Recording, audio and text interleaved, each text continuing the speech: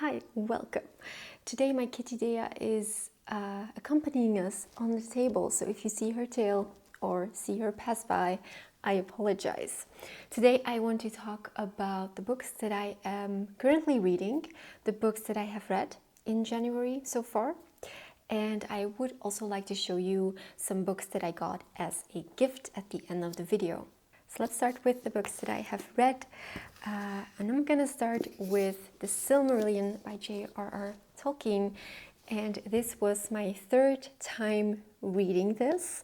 I love The Silmarillion so much. It's like every time I read it again, I enjoy it more. And I was just obsessing over it while reading it. The writing style of Tolkien is so beautiful.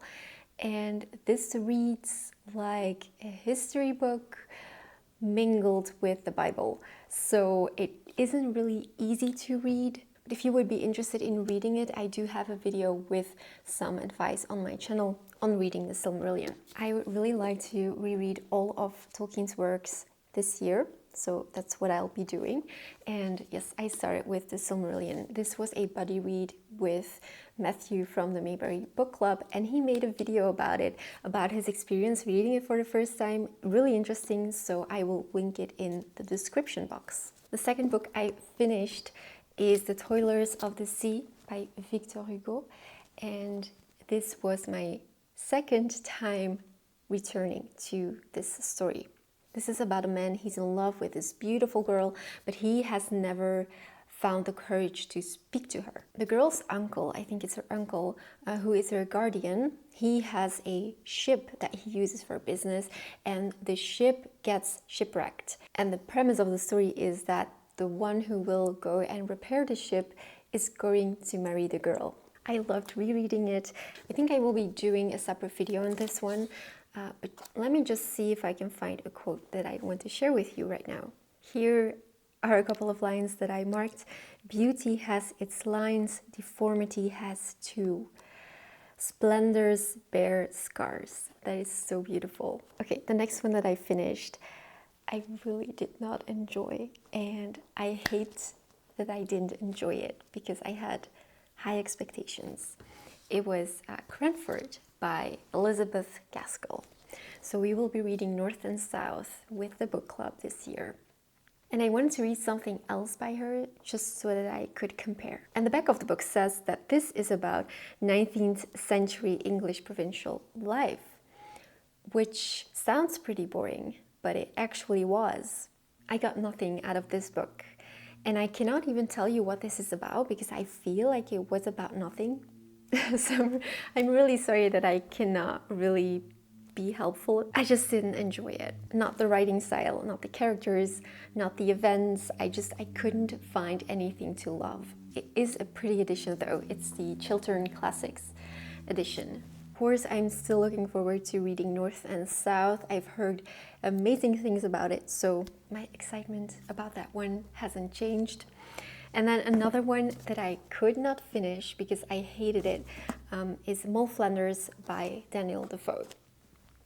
This is a very old edition that I got secondhand, and I just couldn't get into it. I don't enjoy his writing style, and I can say this pretty confidently because I tried reading Robinson Crusoe, and that was a failure as well. I didn't finish it. And so the same goes for this one. So Defoe probably isn't my author. I may try Moll Flanders again, but at this moment I just cannot force myself to read such a big book that I'm not enjoying. Cranford was different because it was a very thin book and I finished it in 2 days. This is going to take me way too long and I cannot do it if I'm not enjoying it.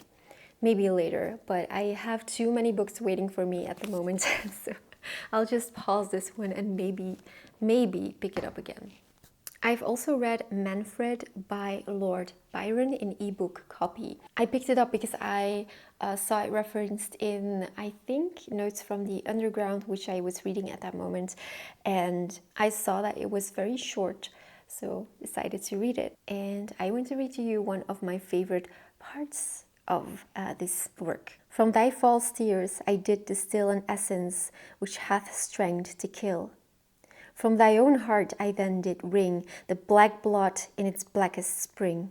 From thy own smile I snatched the snake, for there it coiled as in a brick. From thy own lip I drew the charm which gave all these their chiefest harm. In proving every poison known, I found the strongest was thine own. If you want to read something short and gothic, this is a great pick. Next, we finished with the book club, Notes from the Underground by Fyodor Dostoevsky. Right now we are reading the second one in this Oxford World's edition, which is The Gambler. And yes, Notes from the Underground is finished. Overall, really enjoyed it. I'm not going to go into depth because I have kind of a lot to say about it, and I'm going to make a separate video.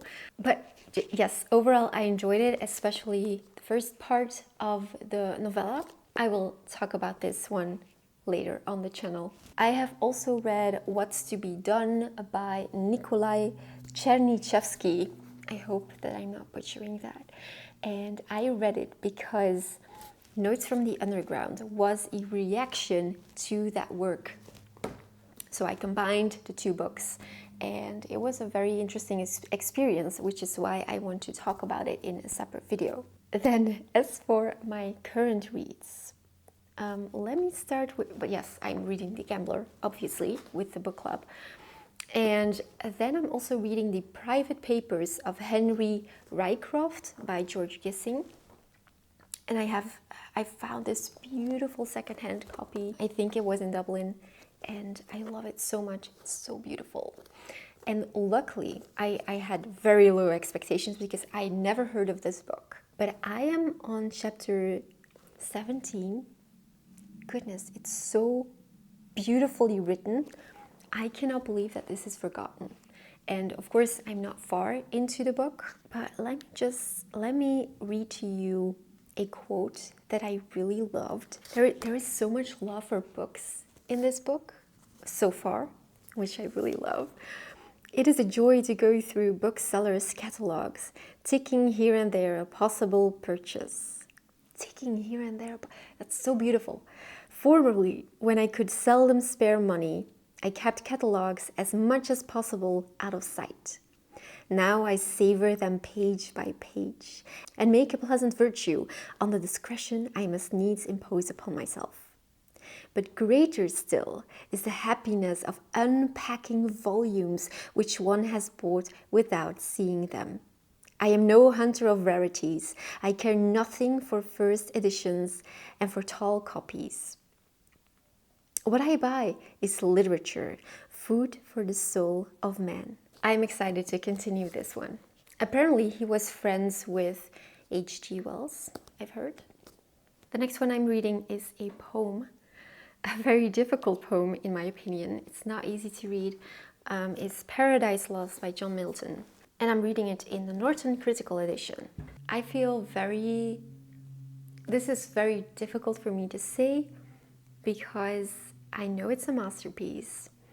And I know it has been very influential, it's an important work, but I'm just not enjoying it. I'm going very slow. I'm pairing it with an audiobook, so I am reading while I'm listening, which helps tremendously, and I highly recommend doing that. And I'm just really taking my time because it's not easy to read, and the language is very old. There are beautiful sections in it that I did mark, but I do not love it. And I don't see myself returning to it for a reread very soon. But anyway, it could be that once I finish, that I will be sharing my thoughts and my advice. Maybe not in a full video, but in a YouTube Shorts, but we'll see about that. But yes, Paradise Lost in the Norton Critical Edition. And yes, I am reading more books. I am also tackling for the third time The Picture of Dorian Gray, but I am reading the uncensored edition with illustrations, annotations.